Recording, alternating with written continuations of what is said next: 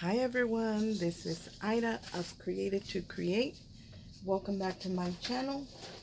I know I have been not posting too many videos, but really what I've been creating mostly have been cards, and but I did come up with what I think is a good idea, and you guys are probably looking at the top of my lap. So sorry about that.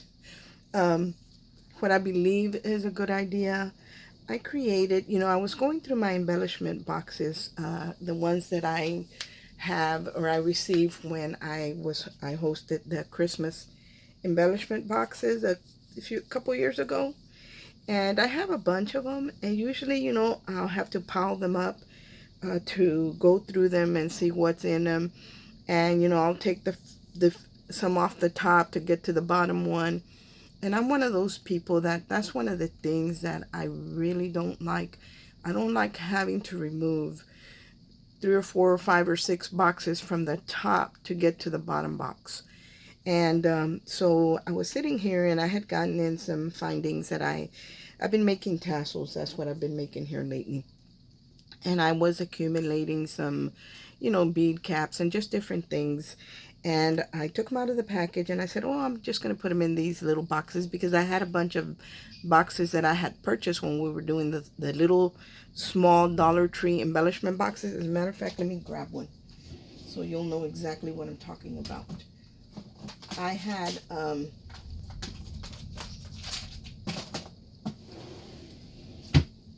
it's these little ones, these little tool ones from the Dollar Tree.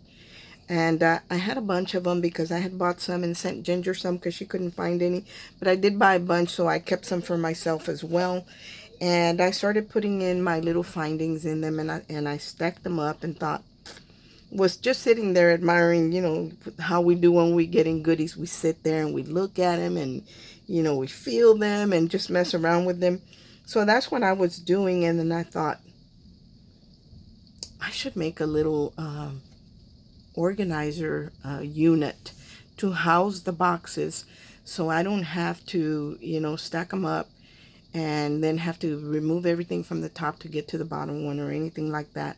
So I created a little box that holds those little boxes, and I really love the results. And this is something, I didn't add any feet to it. I didn't make it fancy or pretty, or I mean it's okay, I even got it dirty right here when I was working on it, but I'm okay with that. If this bothers me on down the road, I would probably add an image or something here, or maybe another layer, I don't know. Anyway, so I'm going to turn it to the side. There's the side, and I did Mod Podge it to kind of seal it.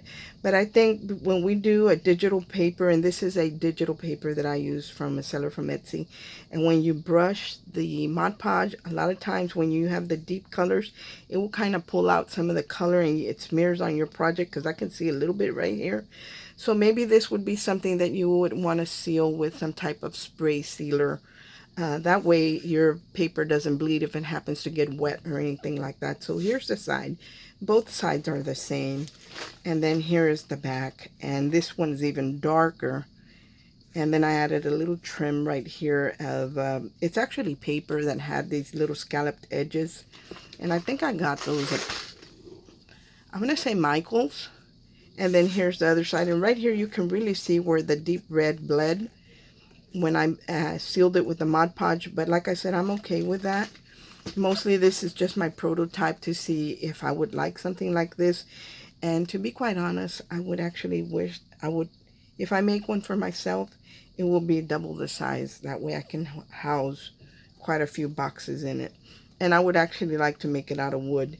And let me show you the front. And it is finished on the top and bottom. And like I said, I did get it dirty up here, and I might just go ahead and add another piece if I decide to give it away. That way it's perfect, or as close to perfect as possible.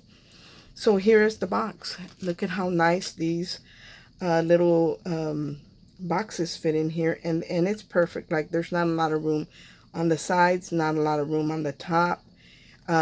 I think the sides are like 1.25 inches. That's what I did to make sure I had enough room.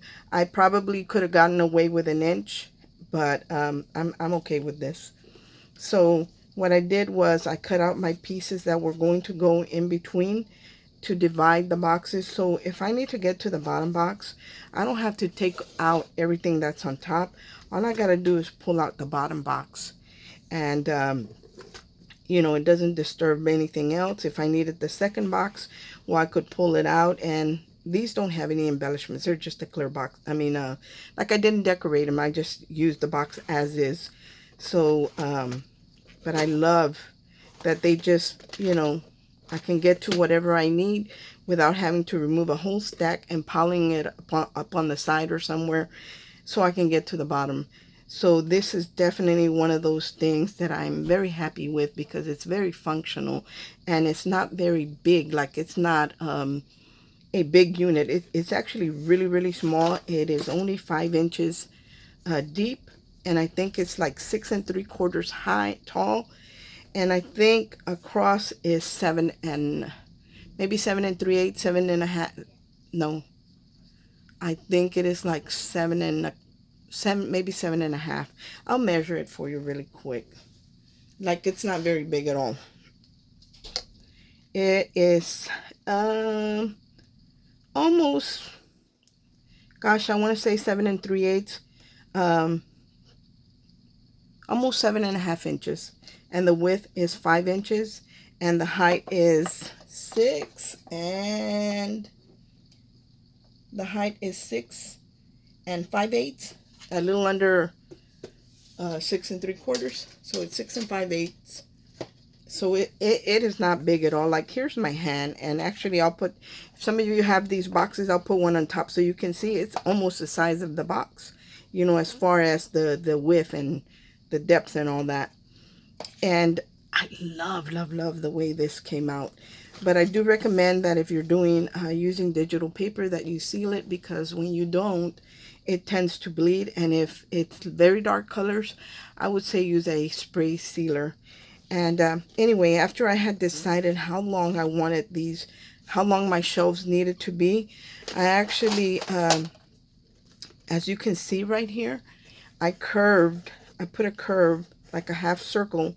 That way I could stick my finger underneath and get to the boxes, because they're made to almost fit perfectly. There's not a lot of give, but I wanted to be able to get it out pretty easy without worrying about, like this one at the bottom, I would have to say would be the hardest one to pull out, because it doesn't have the half circle, because I didn't add feet to it. I kind of like it without the feet, me personally, but you could definitely add some decorative feet to it. But these other ones, they're so easy to slide in and out. So this is what I created. I hope that you like what I created, and I hope that that you try it. If I get enough people that want to know how I make it, I might do a video. But to be quite honest, I'm having trouble with my editing software or my laptop. And I started the typewriter one and had issues with that. I might have already mentioned it. So if I do this, it's going to have to be on my phone, and it's going to be like short videos, like, I don't know, 15-20 minutes, and do as many as I need to complete the project. That way I don't have to edit or anything. I just upload immediately and start with the second one.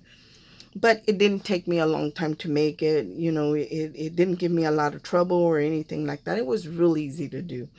So anyway, this is what I created, and I hope that you guys like it, and this gives you an idea on how to make your little embellishment boxes more functional, because I know a lot of us use these little boxes to store our embellishments. And that's what I've been doing, especially if I have, you know, if I want to work on tassels, like I have, like I said, collecting the caps in a couple of colors and styles, and the clasp, I think that's what I have down, different colors and clasp. I want to have all that handy, so when I need it, you know, it's right there, and all I got to do is pull it out. If you are able, or your hubby is able to do it in wood, it would probably be better. Maybe the next one I make, I might try and make it out of a thin wood. But I really like it, and I would probably do it double. That way I could house, like, there's 5 boxes in this little bitty organizer. There's literally 5 boxes in here. All I would have to do is make it a little bit longer, and then I could house 10 of them. Or I could do them taller and do, gosh, I don't know, 20 boxes. Especially if it's made out of wood, then you're not going to have the warping when you put something heavy. And even though I do have metal in this, if you notice, it's not really warping because it's such a small box.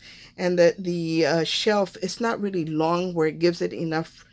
It's not so long that it causes it to warp in the middle. So like I said, this has all metal and it's still not warping. They're it's really nice. But like I said, I would do it out of wood. If I were able to, I would create it out of wood. Thank you so much for watching. I hope everyone is having a great day, and God bless. Bye.